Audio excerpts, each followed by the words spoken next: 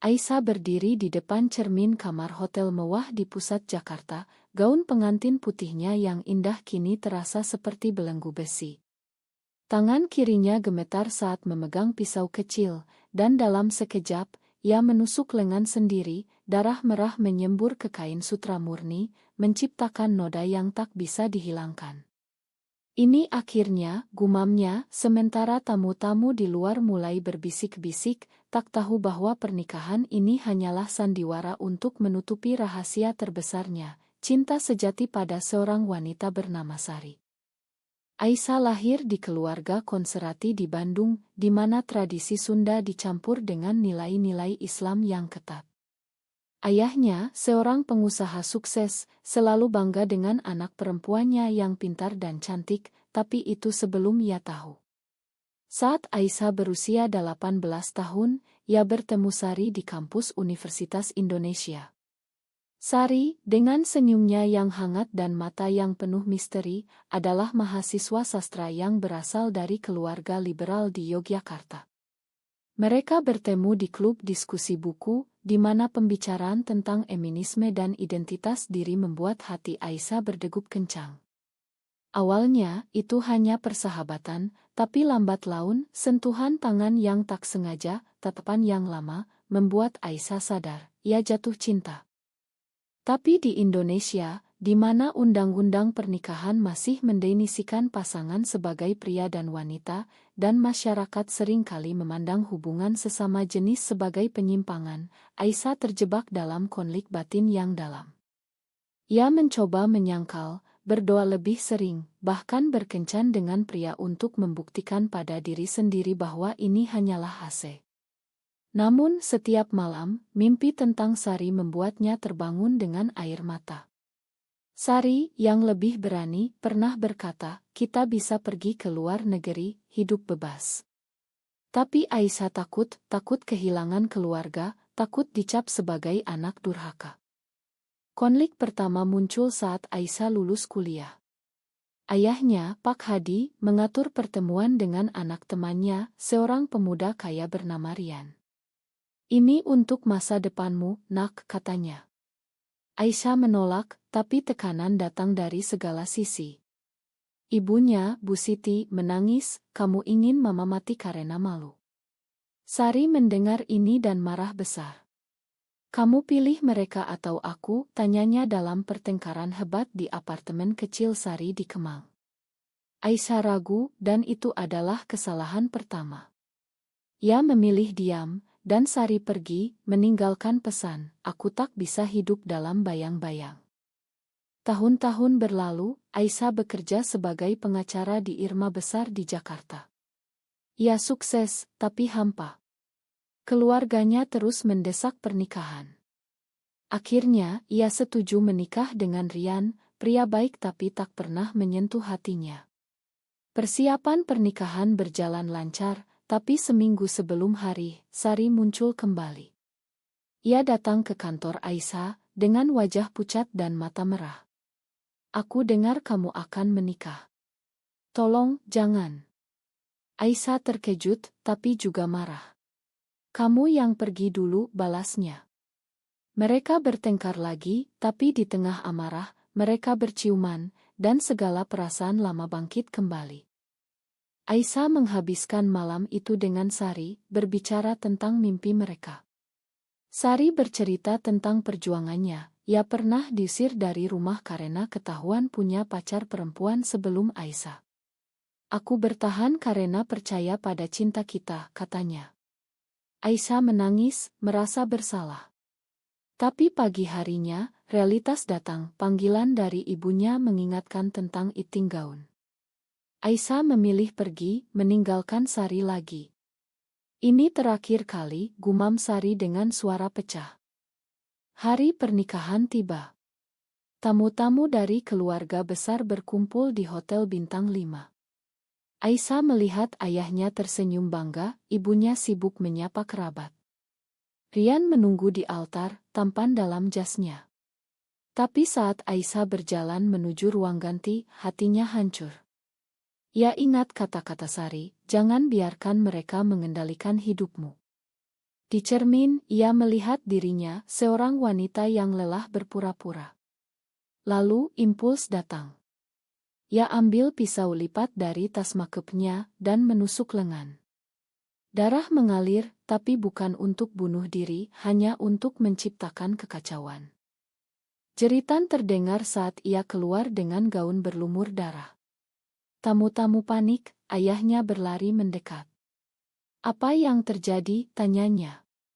Aisyah, dengan suara tegas, berkata, "Ini pernikahan bohongan. Aku mencintai wanita, bukan pria." Ruangan hening, lalu gemuruh bisik-bisik. Rian terlihat terkejut, tapi ia mengangguk pelan, seolah memahami. Ibu Aisyah pingsan, dan ayahnya memeluknya dengan wajah pucat. Sari, yang diam-diam datang sebagai tamu tak diundang, berlari ke depan. "Aisyah," serunya. Mereka berpelukan di tengah kekacauan. Tapi ini baru awal. Keluarga Aisyah marah besar. Ayahnya mengusirnya dari rumah. "Kamu bukan anakku lagi," kata-katanya seperti pisau. Aisyah dan Sari pindah ke apartemen kecil, tapi tekanan masyarakat datang. Teman-teman menjauh, klien di kantor mulai ragu. Dalam kesendirian itu, Aisyah mulai mempertanyakan pilihannya. Apakah ini benar? Apakah ia telah mengkhianati keluarganya demi cinta? Sari mencoba menghibur, tapi Aisyah merasa bersalah. Malam-malam panjang diisi dengan perdebatan. "Kita bisa bertahan," kata Sari. Tapi Aisyah tahu harga yang dibayar mahal. Setelah insiden pernikahan, Aisyah dan Sari mencoba membangun hidup baru di Jakarta. Mereka tinggal di apartemen sederhana di kawasan Tebet, jauh dari kemewahan yang biasa Aisyah nikmati. Aisyah kehilangan pekerjaannya sebagai pengacara karena rumor menyebar cepat di kalangan elite bisnis. "Klien tak mau diwakili oleh orang seperti kamu," kata bosnya dengan dingin. Sari, yang bekerja sebagai editor buku, menjadi tulang punggung mereka. Tapi Sari juga menghadapi diskriminasi, rekan kerjanya mulai membisikkan gosip, dan promosi yang dijanjikan dibatalkan. Konflik batin Aisyah semakin dalam. Setiap malam, ia bermimpi tentang ibunya yang menangis, ayahnya yang marah. "Apakah aku egois?" tanyanya pada Sari. Sari memeluknya, "Tidak, sayang. Kamu berani." Tapi Aisyah ragu. Ia mencoba menghubungi keluarganya, tapi telepon ditolak. Adiknya, yang dulu dekat, mengirim pesan, "Kak, papa sakit karena kamu." Hati Aisyah hancur. Ia memutuskan pergi ke Bandung sendirian untuk meminta maaf. Di rumah keluarga, ayahnya membuka pintu dengan wajah dingin. "Apa mau kamu?" tanyanya. Aisyah menangis, "Papa, aku minta maaf. Tapi aku tak bisa bohong lagi." Mereka berdebat panjang. Ayahnya bercerita tentang masa kecilnya, di mana ia harus patuh pada orang tua. "Hidup bukan tentang keinginan pribadi, tapi tanggung jawab," katanya. Aisyah balas, "Tapi papa, cinta bukan dosa." Debat itu berakhir dengan ayahnya menutup pintu, tapi sebelumnya, ia berkata, "Pikirkan ibumu." Kembali ke Jakarta, Aisyah semakin tertekan. Sari melihat perubahan itu, Aisyah jadi pendiam, sering menangis sendirian. Sari mencoba mendekat, tapi Aisyah menjauh. "Aku takut kehilangan semuanya karena kamu," kata Aisyah dalam pertengkaran. Sari terluka, jadi aku yang salah. Mereka berpisah sementara, Sari pindah ke rumah teman. Aisyah sendirian, merenung.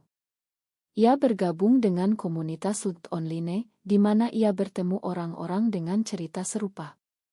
Salah satunya, seorang wanita bernama Lina, yang kehilangan anak karena orientasinya. "Kamu harus kuat," kata Lina. Tapi tekanan masyarakat tak berhenti. Di media sosial, foto pernikahan berdarah Aisyah menjadi viral.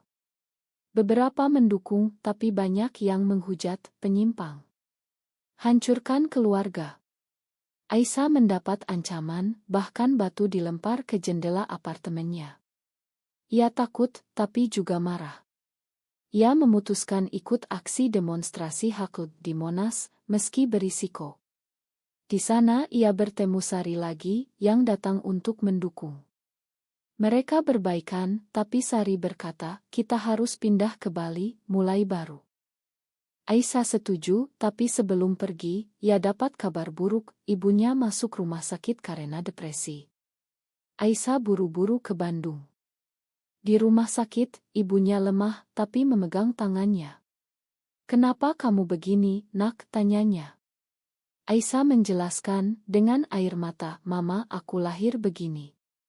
Ibunya diam, tapi tak menolak.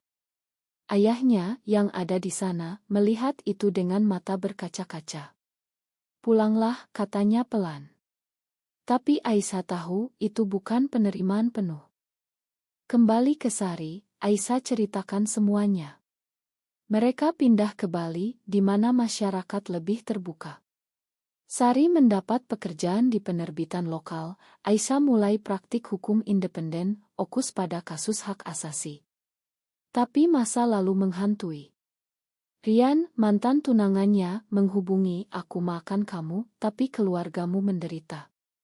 Aisyah merasa bersalah lagi. Ia mulai mempertanyakan, apakah ia telah mengkhianati semua orang. Di Bali, kehidupan mereka tampak tenang. Pantai, matahari terbenam, tapi di balik itu, Aisyah sering termenung. Sari mencoba membangun kepercayaan, tapi Aisyah punya rahasia, ia masih berkomunikasi dengan adiknya, yang meminta ia kembali dan normal.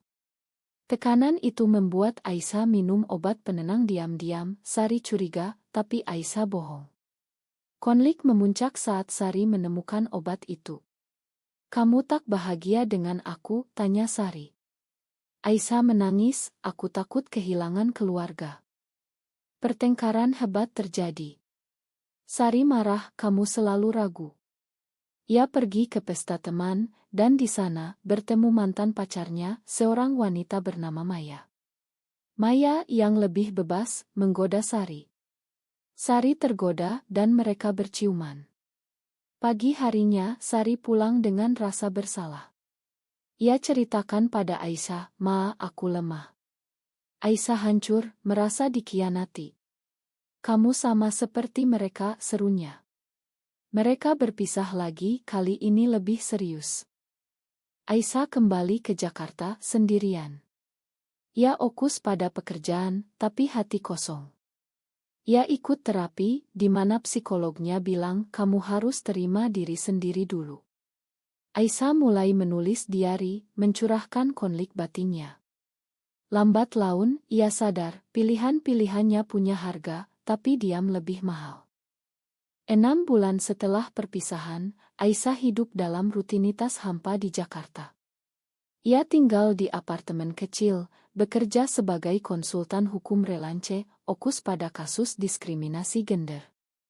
Tapi setiap malam, oto Sari di ponsel membuatnya terjaga.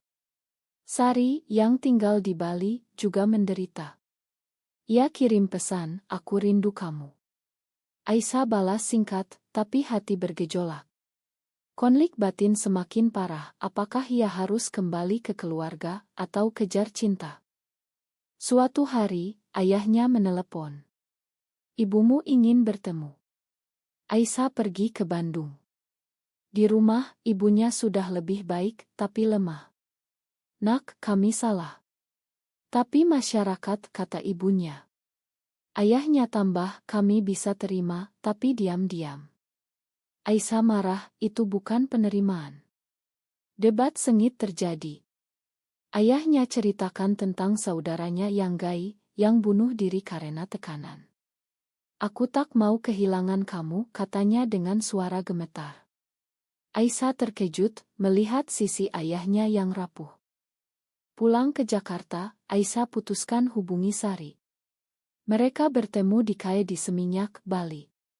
Pertemuan penuh emosi, air mata, pelukan, tapi juga tuduhan. Kamu khianati aku dengan Maya, kata Aisyah.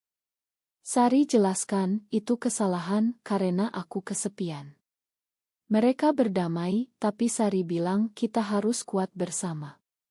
Aisyah setuju dan mereka mulai lagi. Tapi masalah baru muncul. Di pekerjaan Sari, bosnya tahu tentang orientasi mereka dari gosip. Sari dipecat dengan alasan efisiensi. Ini diskriminasi, protes Sari. Aisyah sebagai pengacara bantu gugat. Kasus ini menjadi perhatian media. Wawancara artikel di koran. Beberapa dukung, tapi banyak yang serang. Keluarga Aisyah panik lagi. Ayahnya telepon, hentikan ini, atau kami putus hubungan selamanya. Aisyah dihadapkan pilihan sulit, lanjut gugat demi Sari, atau mundur demi keluarga. Ia pilih lanjut, tapi harga mahal. Demonstrasi anti-LGBT di depan pengadilan, ancaman online. Sari takut, mungkin kita berhenti. Tapi Aisyah tegas, tidak, ini perjuangan kita. Sidang pertama berlangsung tegang. Saksi dari komunitas LGBT beri kesaksian, tapi hakim tampak bias. Aisyah argumen dengan kuat, tapi kalah di putaran pertama. Kekalahan itu buat Aisyah depresi. Ia minum lagi, Sari khawatir. Malam itu mereka bertengkar. Kamu korbankan semuanya untuk apa? Tanya Sari. Aisyah jawab, untuk kita. Tapi Sari pergi lagi ke rumah Maya. Aisyah tahu dari teman dan hancur. Ia konfrontasi Sari di apartemen Maya. Kamu pilih dia? Tanyanya. Sari menangis, aku bingung. Maya ikut campur, biarkan dia bebas. Pertengkaran jadi isik, Aisyah dorong Maya, Sari marah. Aisyah pulang dengan hati remuk. Ia hubungi Lina dari komunitas, yang sarankan pindah ke luar negeri. Di Eropa kalian bisa menikah. Aisyah pertimbangkan, tapi itu berarti tinggalkan keluarga selamanya. Konflik moral membelit, apakah lari adalah pengecut? Atau bertahan adalah bunuh diri lambat? Sementara itu keluarga Aisyah intervensi. Adiknya datang ke Jakarta, Kak, Papa ingin bicara. Mereka bertemu di restoran. Ayahnya datang dengan wajah lelah. Aku baca tentang kasusmu. Aku salah. Ia ceritakan bagaimana ia mulai baca tentang LGBT, ikut seminar. Aku tak paham dulu. Aisyah menangis, peluk ayahnya. Tapi ia tanya tentang Sari. Ayahnya diam, bawa dia pulang, kita coba. Aisyah hubungi Sari, tapi Sari dengan Maya sekarang. Ma, Aisyah. Aku lelah bertarung. Aisyah hancur lagi. Ia putuskan fokus pada kasus, tapi tanpa Sari, semuanya sia-sia. Di sidang kedua, Aisyah menang kecil, perusahaan Sari diminta bayar ganti rugi. Tapi Sari tak kembali. Aisyah mulai hidup baru, bergabung dengan Ngohak LGBT. Ia bertemu orang-orang baru, termasuk seorang wanita bernama Nadia, yang punya cerita mirip. Nadia mendekat, tapi Aisyah ragu. Aku masih cinta Sari, katanya. Tapi Nadia bilang, hidup terus berjalan. 2 tahun berlalu sejak perpisahan terakhir dengan Sari. Aisyah kini menjadi aktivis terkenal di Indonesia, berbicara di seminar tentang hak LGBT. Ia tinggal di Jakarta, dengan dukungan keluarga yang lambat laun membaik. Ayahnya bahkan datang ke acara, meski diam-diam, tapi hati Aisyah masih kosong. Ia sering ingat Sari, bertanya-tanya apa kabarnya. Suatu hari, Aisyah dapat undangan ke konferensi di Yogyakarta. Di sana ia bertemu Sari lagi. Sari kini menikah dengan Maya secara simbolis di komunitas. Selamat, kata Aisyah dengan senyum palsu. Tapi mata mereka bertemu dan emosi lama bangkit. Malam itu mereka bicara di taman hotel. Aku salah meninggalkanmu, kata Sari. Aisyah balas, kamu pilih mudah. Debat panas, tapi berakhir dengan pelukan. Sari ceritakan betapa ia menyesal, Maya hanyalah pelarian. Aisyah tergoda kembali, tapi ia ingat harga yang dibayar. Kita tak bisa ulang masa lalu, katanya. Sari menangis, tapi aku masih cinta kamu. Aisyah pergi, tapi hati berat. Kembali ke Jakarta, ia ceritakan pada Nadia, yang kini jadi teman dekat. Nadia sarankan tutup bab itu. Tapi Aisyah tak bisa. Konflik memuncak saat Sari datang ke Jakarta, meninggalkan Maya. Aku putuskan, aku mau denganmu. Aisyah senang, tapi juga takut. Keluarganya tahu, ayahnya marah lagi. Jangan bawa masalah baru, katanya. Aisyah dihadapkan pilihan, Sari atau keluarga. Ia pilih Sari, tapi kali ini ia ajak Sari bertemu keluarga. Di Bandung, pertemuan tegang. Ayahnya lihat Sari dengan dingin. Apa yang kamu tawarkan pada anakku, tanyanya. Sari jawab berani, cinta sejati. Debat panjang, ibunya menangis. Akhirnya, ayahnya bilang coba dulu, tapi jangan harap mudah. Mereka pulang dengan harapan. Tapi masyarakat tak diam saat Aisyah dan Sari tampil bersama di acara, oto mereka iral lagi. Ancaman datang, bahkan serangan isik, mobil Aisyah dirusak. Sari takut, mungkin kita pisah lagi. Aisyah tegas, tidak, kita lawan. Mereka ikut kampanye besar untuk undang-undang anti-diskriminasi. Di tengah itu, Sari dapat kabar buruk, ibunya sakit, dan keluarga Sari tolak Aisyah. Mereka tak mau lihat kamu, kata Sari. Aisyah merasa bersalah, ini karena aku. Sari ragu, dan konflik batin Sari muncul. Ia mulai menjauh, hubungi Maya lagi. Aisyah tahu, dan konfrontasi terjadi. Kamu khianati lagi, seru Aisyah. Sari menangis, aku tak kuat tekanan. Mereka berpisah permanen. Aisyah hancur, tapi bangkit. Ia fokus pada aktivisme, menulis buku tentang perjuangannya. Buku itu jadi bestseller, menginspirasi banyak orang. Tapi di malam sunyi, ia pertanyakan, apakah semua ini worth it? Tahun berikutnya, Aisyah bertemu Sari di acara. Sari sendirian sekarang. Maya pergi, katanya. Mereka bicara, dan Aisyah sadar, cinta mereka tak pernah mati, tapi terlalu rapuh untuk realitas. Mungkin kita teman saja, kata Aisyah. Sari setuju, dengan air mata. Aisyah kembali ke keluarga, lebih kuat. Ayahnya akhirnya terima, aku bangga padamu. Tapi Aisyah tahu perjuangan belum selesai. Aisyah kini berusia 35 tahun, hidup sebagai single di Jakarta. Aktivismenya membawa perubahan, undang-undang anti-diskriminasi mulai dibahas di BER. Ia sering diundang bicara, ceritakan kisahnya tanpa malu. Tapi di balik sukses, ada luka. Sari menikah dengan pria, demi keluarga. Ini pilihan aku, kata Sari saat mereka bertemu terakhir. Aisyah paham, tapi sakit. Konflik terakhir muncul saat pernikahan adik Aisyah.